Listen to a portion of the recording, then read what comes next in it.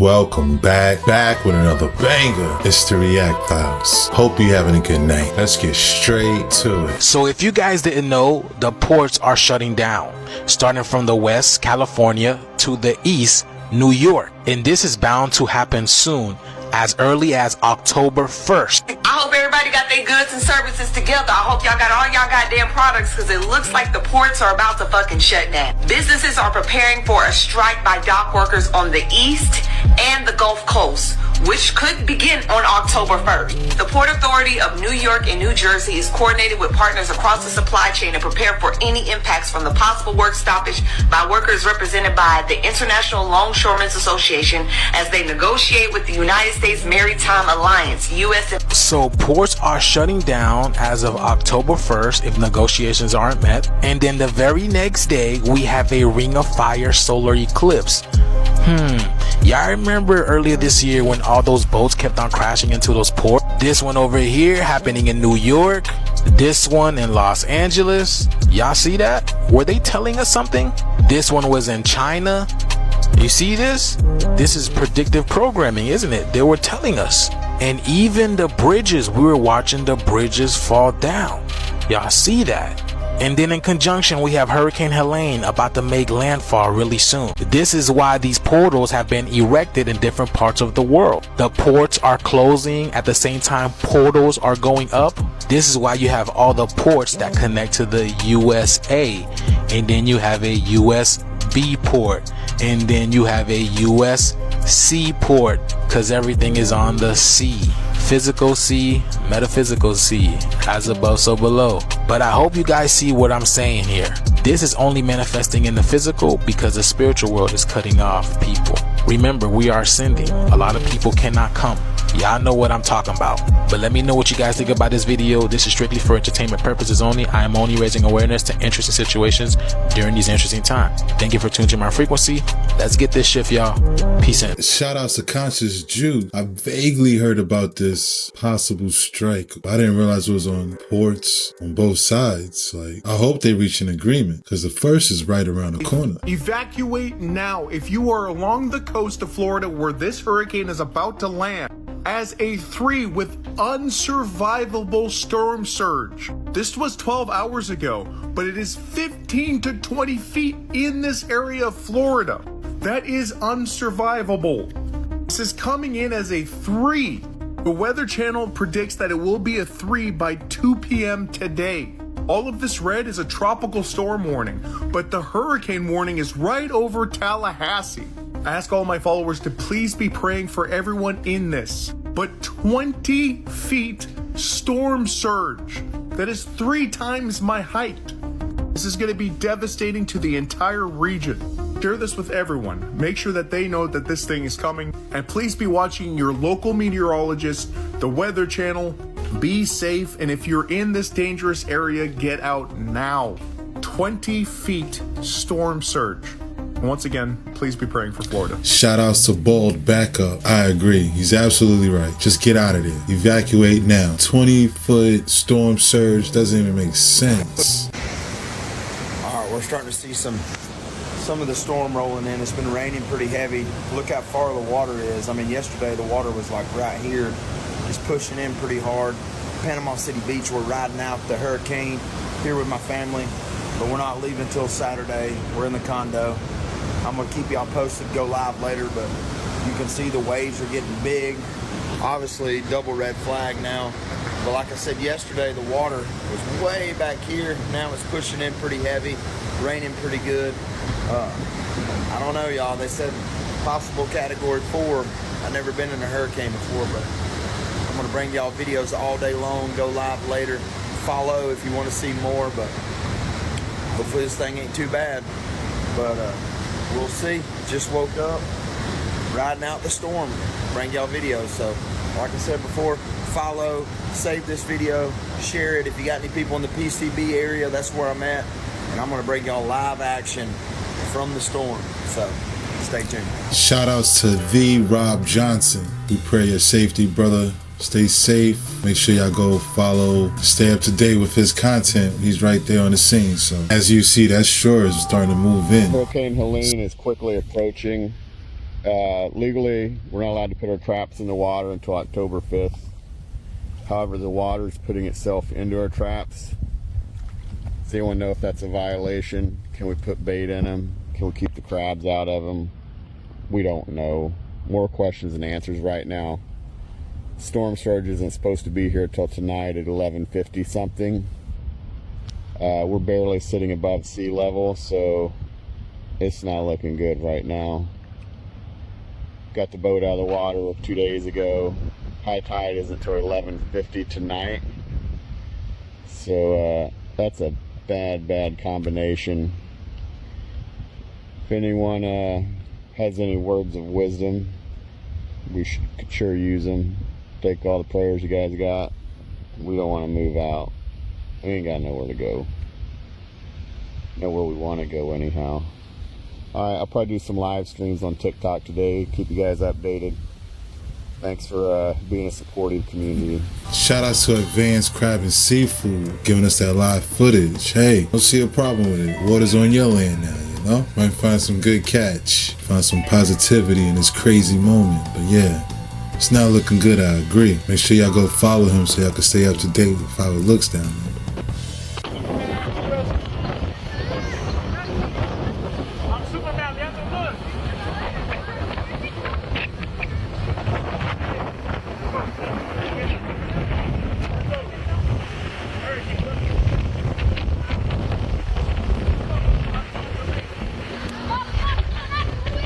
Shout out to Mina Gamino 91. Yo, I think that's a fear unlocked right there. Being on a cruise, heading into the hurricane, that's crazy. Hurricane Helene is serious. So serious that NOAA just put out a rare news release about it. Helene is expected to make landfall tomorrow evening in northwest Florida as a major hurricane, which is anything a category 3 or higher. But this storm is unusually large, and its winds extend 275 miles from its center. The storm surge will likely be catastrophic in Florida's Big Bend. Forecasters say that it could get as high as 20 feet above ground level. Hurricane force winds are also expected to be catastrophic, and this isn't just for the coast, this is for people inland as well. Those kinds of winds can knock down power lines, they can knock down trees, they can also damage your home, leaving you vulnerable to the elements. And then there's the rain, which is going to hit before Helene even makes landfall. All of these states are going to feel the impacts. And none of this applies just to coastal communities. People far inland are going to feel these impacts and can see some serious life-threatening situations. We're talking catastrophic flooding and even landslides in areas far more north than Florida. Officials say that preparations need to be made now, before tomorrow morning. Get the latest updates on Helene at cbsnews.com. Good morning. A little bit of an update with the newer models that have come out. It is showing that it's shifted a little bit northeast. This is one of these storms you're really going to want to pay attention to. As far as the cone of tropical force winds and where you're going to be expecting them, it's very evident, where it's going to be making landfall, but it has expanded. That field has expanded. So even down to the Rotunda area, you're going to have sustained tropical force winds and higher. Now, it's as the models kind of progress, if this continues moving on that northeast fashion, Tampa's going to end up seeing the storm surges that are being predicted. So you'll see here 5 to 8 feet. I definitely see that coming for the Tampa Bay area. And again, 5 to 8 feet is something that, nobody's seen in our lifetimes. This will be one for the record books for sure. I'm very worried about the Tampa Bay area. You'll see a lot of footage coming out of Tampa Bay from the flooding. You'll see a lot of primary focus here rather than Carabel or the Swanee River area. You'll see a little bit of footage here, but since this is such a densely populated area, a lot of old-time history there, you'll notice a lot more news being primarily focused in the Tampa Bay area. Shout outs to the Maybe Sean C giving us that update. It looks like the storm is trying to move. Hurricane Helene is not only intensifying in strength, but it's also growing in size. Helene is forecast to be wider than 90% of hurricanes. Tropical storm force winds will stretch more than 400 miles, making it one of the largest Gulf storms this century, even eclipsing Hurricane Katrina. Along the coast, a wider wind field will push in more storm surge. That's the ocean water that will slosh along the entire west coast of Florida. A wider storm also means impacts will spread much farther from the center and far outside of the forecast cone. Record warm ocean temperatures induced by climate change pump more tropical moisture into the hurricane. These far-reaching winds can then pick up more moisture and squeeze out a larger footprint of heavy rain. Helene could dump torrential downpours pretty far north into the Appalachian Mountains, possibly causing landslides. More robust winds and fast forward speed will make Helene more resilient to weakening, staying stronger longer. Bottom line, this will not just be a Florida storm. Residents in Alabama, Georgia, and even the Carolinas should prepare for power outages and flash flooding.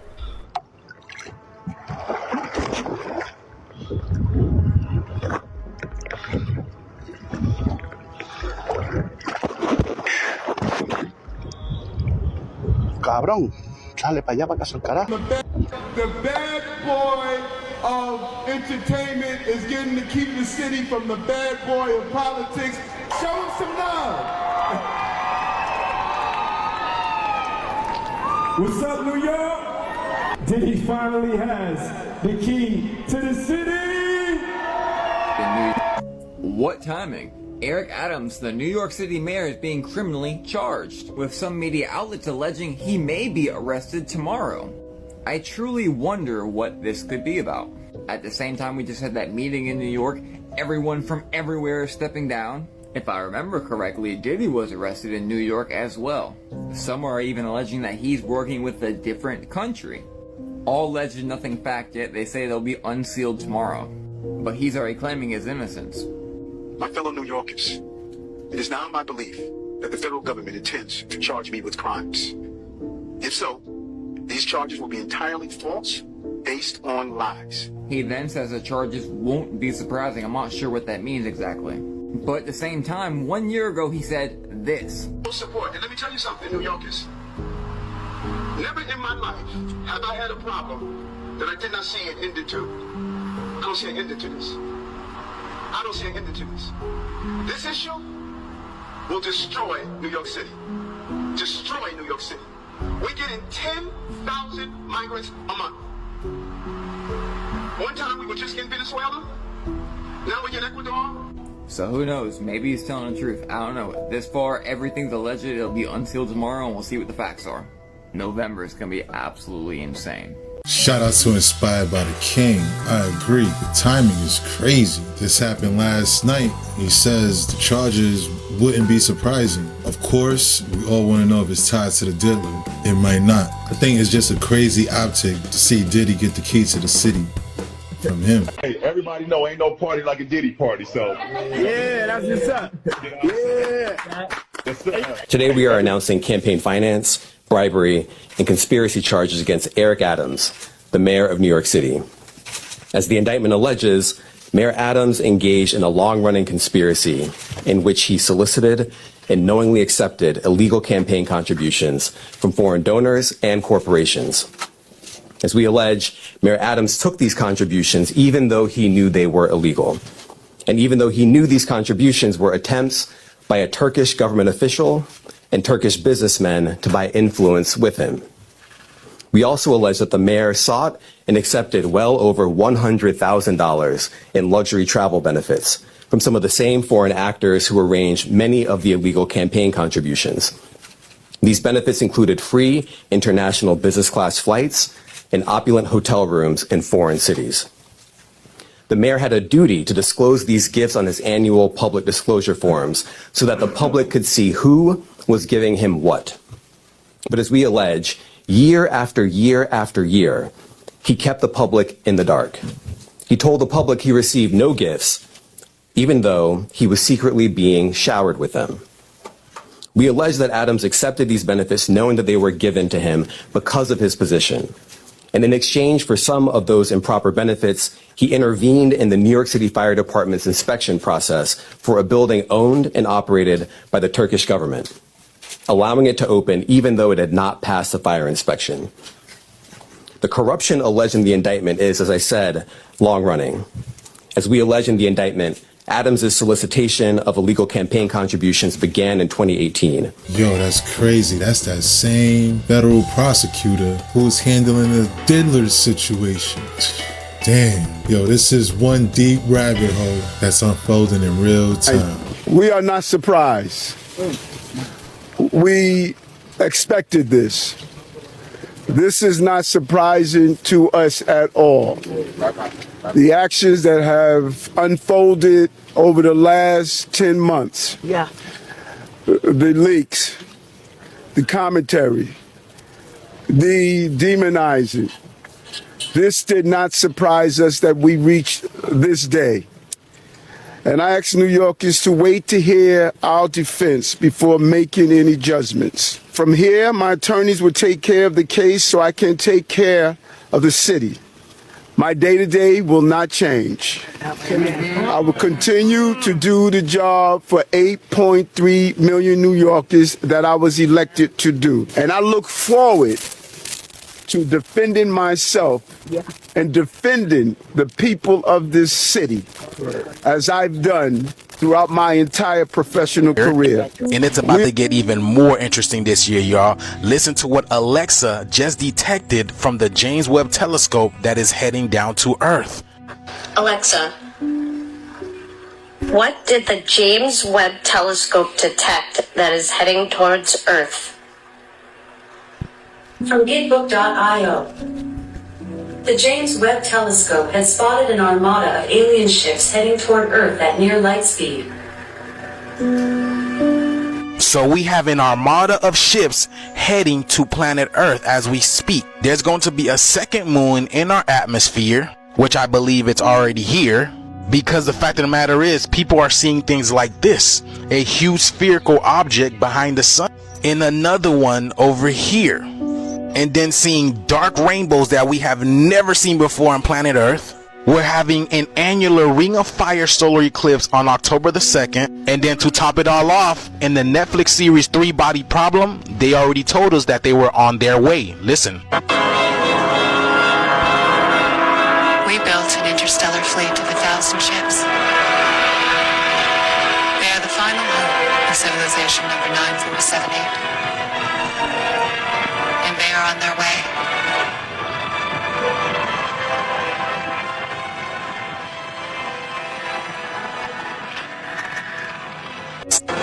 You welcome us, won't you? Did y'all forget the handbook that was given to police across the whole United States? And now Alexa is telling us that they have an armada of ships heading our way? It's about to get on and cracking, family. I be telling y'all, big shifts are taking place right now. Just because you don't hear about it doesn't mean it's not happening. But this video is strictly for entertainment purposes only. I am only raising awareness to interesting situations during these interesting times. Let me know what you guys think about this video down in the comments below. Thank you for tuning to my frequency. Let's get this shift, y'all.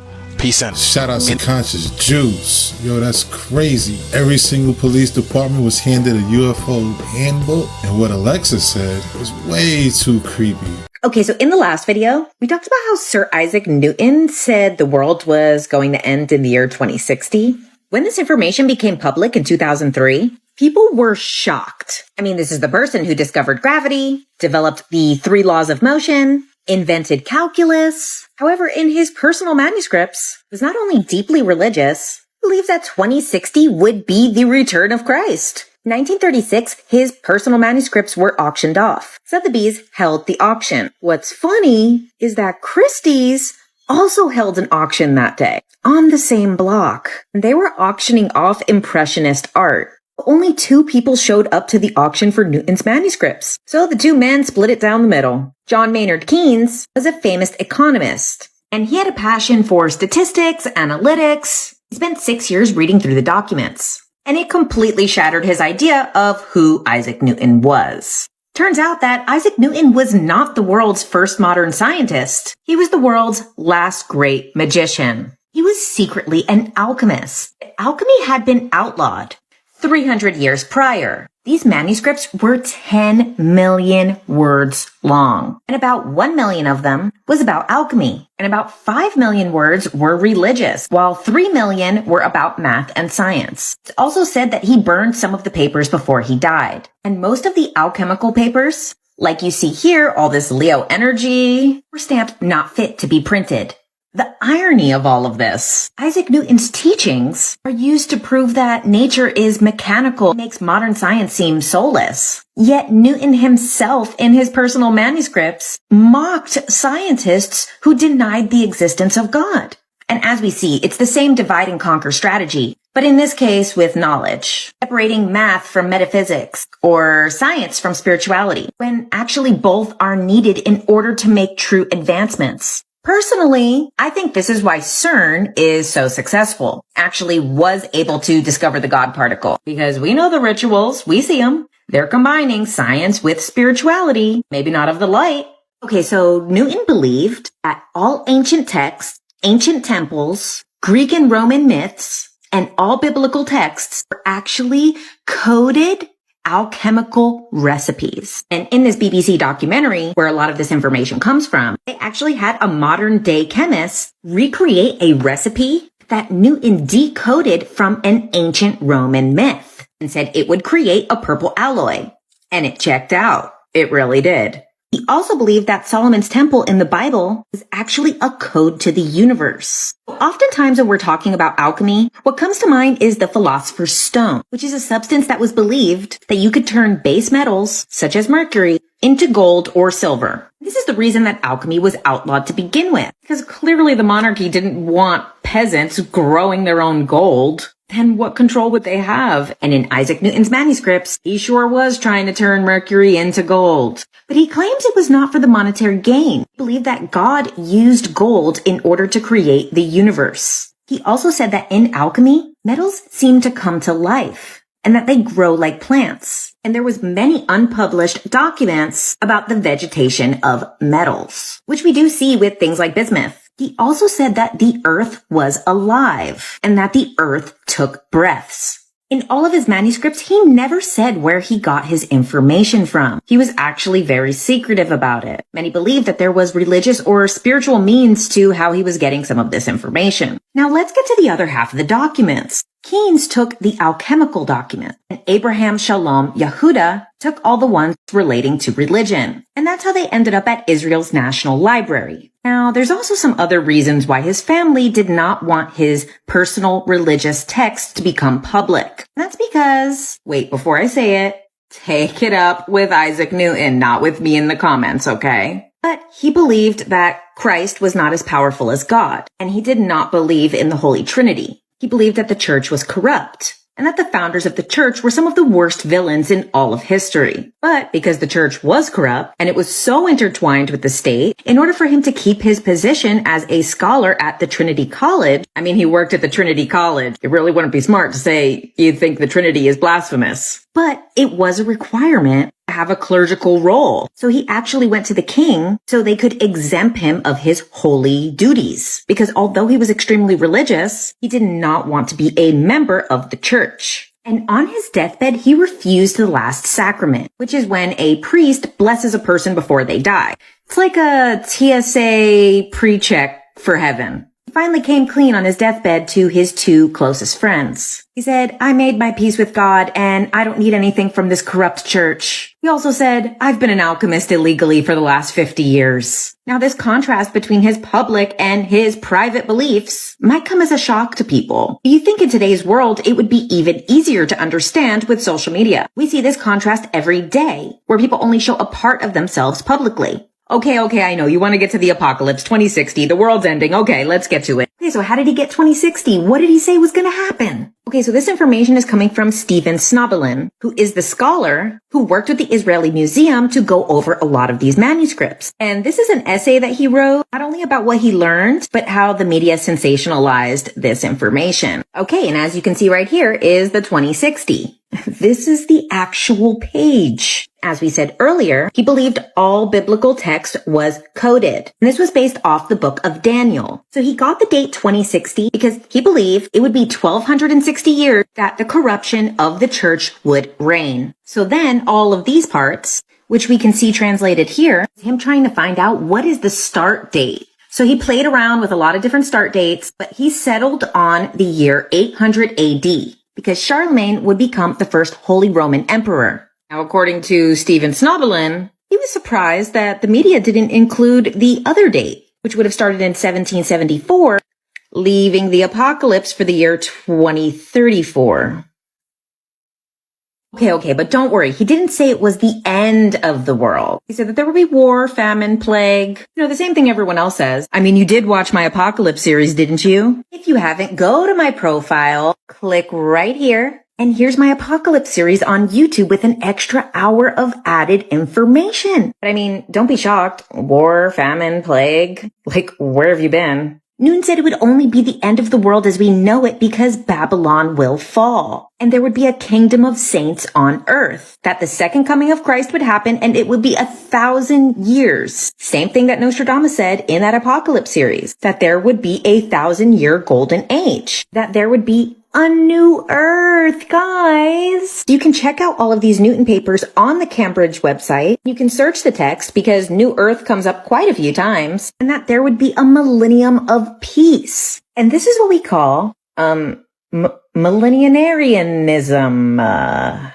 Millenniarism, a millennialist movement. And this is a fundamental transformation of society where all things will be changed. And it exists in various cultures and religions around the world. And it's the belief that radical changes to society are going to happen after a major cataclysm. Make sure you scroll back and watch my other video on 2060 about the remote viewing project because they're saying a very similar thing, that there's going to be a fundamental change to society. You guys, no matter how bad things are, no matter how apocalyptic the world looks right now, we're going to pull this off. Literally every prophecy, every single one of these prophecies and people remote viewing and people being hypnotically progressed into the future are saying the same thing. We got this. Shout out to JK Ultra. And that was impressive. I did not know Isaac Newton was an alchemist. That's crazy. I know who they are. Well, who are they? Well, the Alpha Draconis? Yes. Well, they're the top. They're the big. They're like dinosaurs. So we'll go to this. We'll go to this real quick. There was a split on Earth. Then you had Atlantis and you had Lemuria. In Lemuria, you had the reptilian form that we know as, or they know as, or we know as. And in Atlantis, you have the Syrian blonde blues, right? The Syrian what? Blonde blues. Blonde blues. Blue-eyed. Blonde-haired, Lyra. Yeah. Those are the original human beings. Okay, so there was 2 continents. Yeah. Sumeria. Well, and Atlantis. Way pre-Sumeria. I'm talking about just Lemuria, or Mu, and Atlantis. Right. Just 2 continents on this planet. No bits and pieces, just 2 continents. And this was when the planet was much smaller?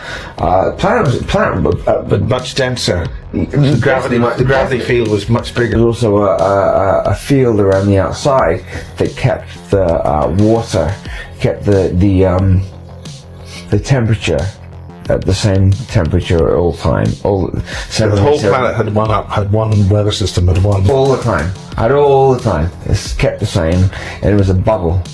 They kept the same way, and so that was all good. But that particular Draconis system lost in a war. With not talking about Marduk or Mars, not talking about that, or the 100,000-year war, not talking about that. This is the gem. We're fighting for that. That particular Draconis group lost. They got pushed underground. They got fucked and they got lost and they got pushed underground. Now, when you're saying underground, you're talking about the inner Earth. Right. And that's a wrap. Hope you enjoyed tonight's rabbit hole. If you haven't already, please take a second. Just to smash that like, subscribe, ring that notification bell. Just to make sure the algorithm knows what's up. So what we gonna do, y'all? That's right. Run these numbers up. Thanks again. Until next time.